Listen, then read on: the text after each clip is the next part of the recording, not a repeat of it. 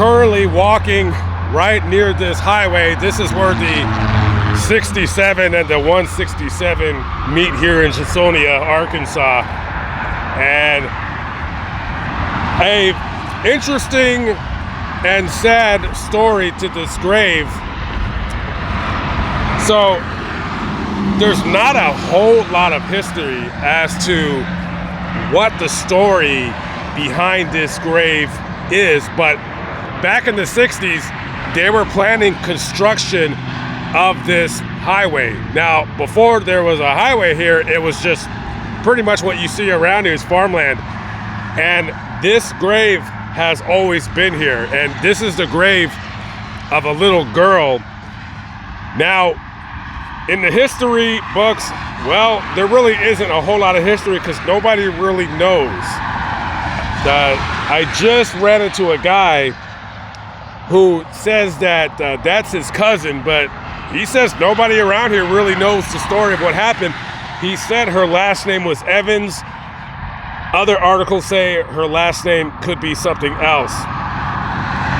So back in the mid-late 1800s,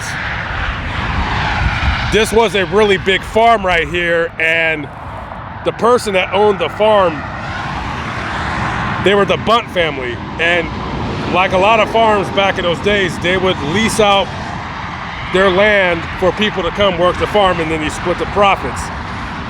So the family of this little girl, they had been working the Bunt family's farm, and the story goes possibly that this little girl was at the dinner table with her family, and she fell from a high chair.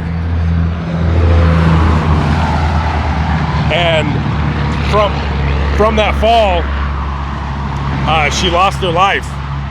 And the family, I mean, they're poor. People that couldn't afford their own farmland and would work other people's farms, they were oftentimes poor.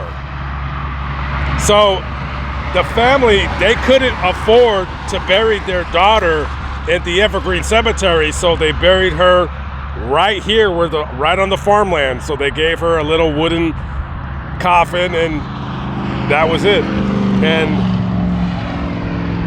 all is inscribed is the unknown baby girl. In death she belongs to all of us.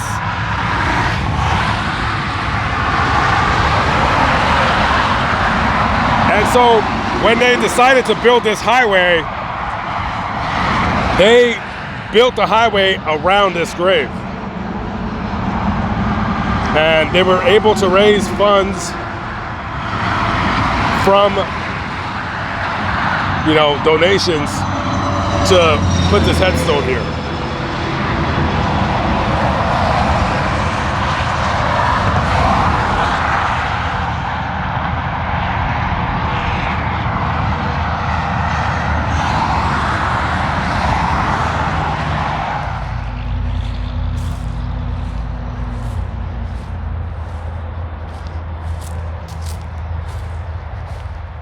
If you think you are beaten, you are.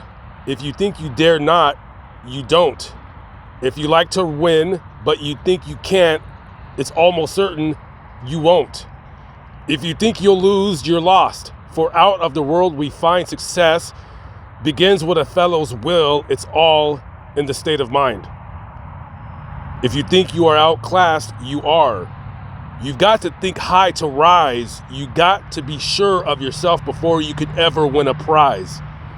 Life's battles don't always go to the stronger or faster man, but sooner or later, the man who wins is the man who thinks he can. Stacy.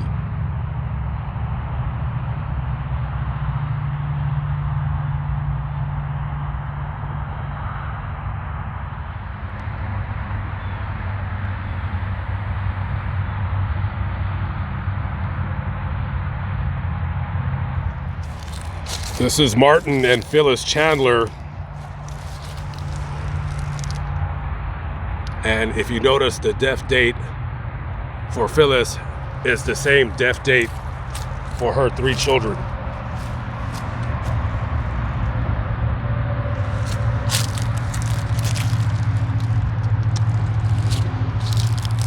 The Chandlers were driving in their van. They're on their way back home. Now, at the time, Martin was stationed in the Army.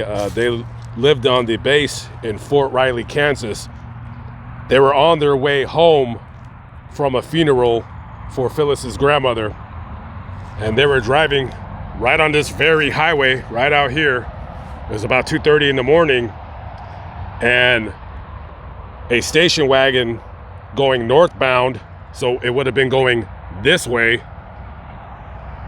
and the Chandlers were driving this way. That station wagon crossed over the center divider head on right into their van. And Phyllis and her 3 children, Gary, Joseph, and Mark, were all killed in that accident.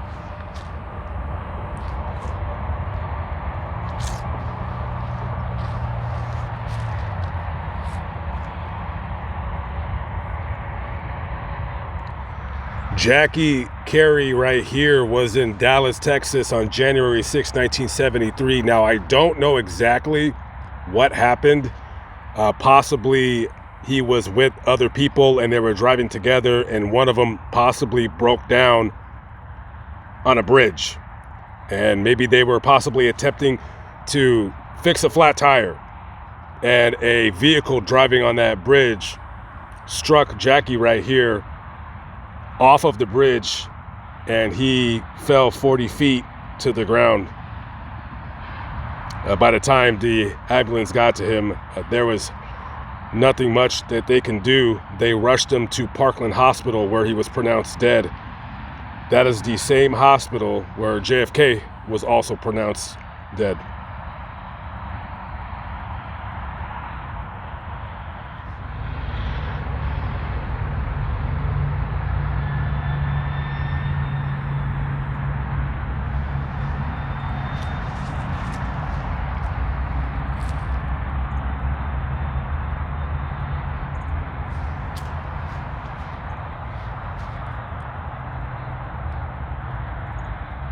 This is Davis Wesley Harbor. He died on May 7th, 1952 in Ohio. He was in the military and some kind of a pipeline accident. I'm not sure if a pipe exploded or what, but he's buried alongside of his wife, Bernice Lois. He left behind 5 kids and she never remarried. Over 60 years later, buried alongside of her first love.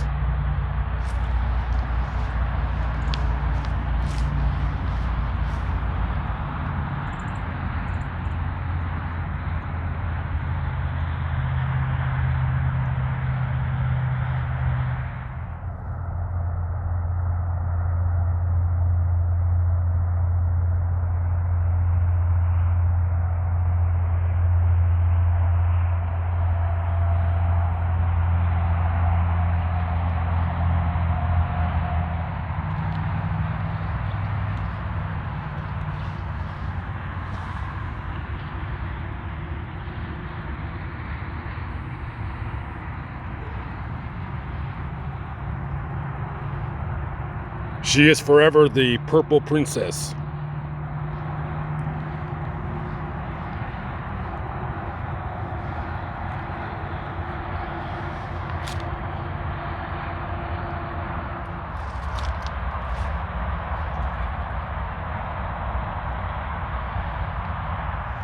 I'm taking off. I got to hit the road.